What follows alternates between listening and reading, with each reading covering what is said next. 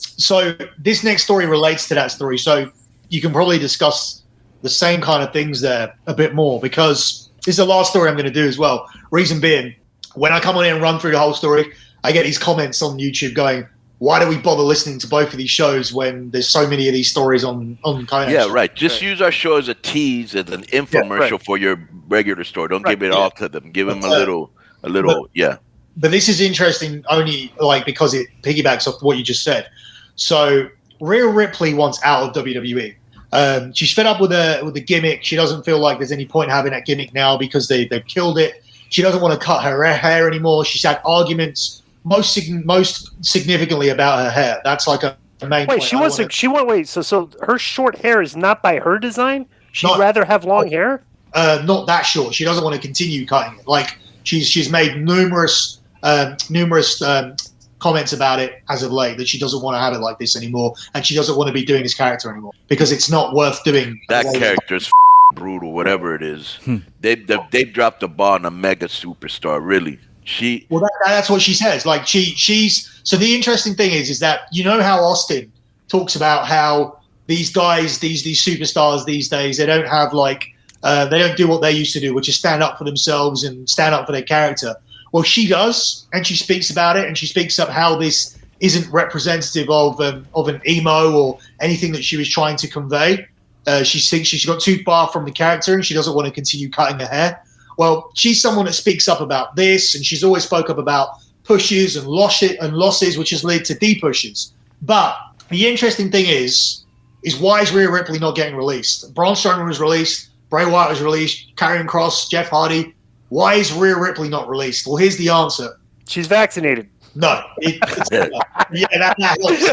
Right. That helps. But unless you're Roman Reigns, Undertaker, Randy Orton, or one of these guys, you're going to be able to be released as a male. They don't want to lose any women. Over the past 3 years, you've had Sasha ask for a release, Liv Morgan ask for a release, who they're desperately trying to renegotiate a contract with now. And giving her a push. And Charlotte, who asked for that year off. She didn't ask for a release, but she asked for a 1 year freezing. And nobody gets pushed more than her, except maybe Becky. Yeah. Yeah, and she wanted a 1 year freezing of her contract so she could go and work in Japan and Mexico as WWE superstar Charlotte. She wanted a unique kind Did she really? She wanted a contract freezing, not a release. That's what's like. So she literally wanted to go a year of traveling to Mexico and Japan instead of doing what she's doing now? Yeah, as a WWE superstar with their permission. Wow. Bro, she would get mega paid. Bro, she would get mega paid, believe me. She would have been with her boyfriend as well. Right. Oh, that's right. Oh, yeah, you go travel with, right, exactly. Yeah, she wanted to be with her boyfriend for a year. Well, plus, dude, let's look at the prop. This makes perfect sense, right? Bro, what's the weakest part of their quote-unquote, Vince doesn't call them competition, but they're obviously kind of competition. What's the weakest part of the AEW roster right now? Well, this is the story. The rest of the story is they don't want to send any established faces who they've got investment in and any recognizable faces to AEW. They think the women's division is weak. They have no respect for Britt Baker. And internally, there's no desire. There's no kind of dream matches where people are saying, Sasha wants to work Sasha versus Britt Baker. Charlotte wants versus Britt Baker. The opinion is that this is someone that we let go and we see nothing in her. And they see nothing in the women there at all. They don't want to give up a Charlotte, a Sasha, a Liv Morgan, or their top 7 or 8 girls, which would considerably be a huge upgrade to AEW. Right. Even Ronda. Ronda is kept on the payroll by WWE just so she doesn't go there as well. Because they keep paying Ronda.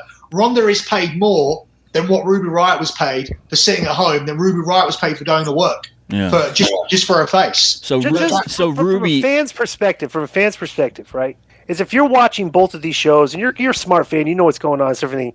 Is that if you see like right now in AEW, Riho is the number 1 contender for their title, right? She would probably be the 17th or 18th ranked girl in WWE right now, probably based on the way you look at the way the girls are presented on either show. So the last thing that they want is to lose an A-list, female talent. Bro, they took Ruby Soho who was like, she was just a throw. She was just in a tag team with the other. What was the other girl she was a tag team Liv with? Morgan. Liv Morgan. She was in a tag team with Morgan. Never got a singles push. They brought her into AEW and treated her like she's like one of their top stars. It's like, so imagine if they got a hold of Charlotte. They can they can because they got how many? Well, we talked about this the other day, Konnan. They have 24 women on that show on that roster, right? I don't know. And they only have one segment of show on that show of girls. WWE is like two, 3 segments sometimes. Well, what's going to happen when they debut on TBS and Jade Cargill is in the main event for that TBS title? Like that's because they try and close out with these women's matches. They've tried to do it with Britt Baker. They're no good. And then you're going to have to go with Jade Cargill can't work at all. And I think that I don't know this because I don't get AEW information, but my impression is that she's going to win that belt or at least be in the final for it. So how are you going to pull that off? Isn't she in the finals already? Who is she married to again? Look who she's a baseball player. Yeah, she's married to a professional baseball player. Brandon you know that? Phillips, maybe, or I don't know. Oh, yeah, I think it was Brandon Phillips. Yeah. Do you know that? That Jade Cargill's married to a professional baseball player? No, I didn't. Yeah, it's pretty crazy. And a side note, do you know that Kaylee She's actually very cool. You would think she's a big-headed, but she's actually very cool. Right. Yeah. It's her work. What do you think of her work, though?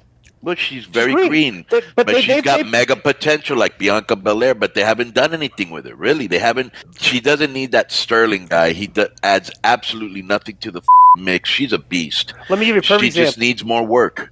Give you a perfect example. Because they have the schools of the Nightmare Factory and everything, when she first debuted, like the first match she had, it was pretty good. Yeah. We're thinking, she's going to be green and stuff, but bro, she probably practiced that thing a million times.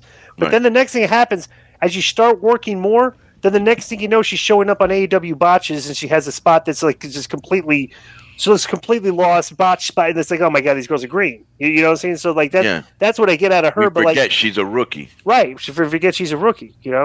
But the potential is definitely there. So I think she goes to the final with Soho, probably, right?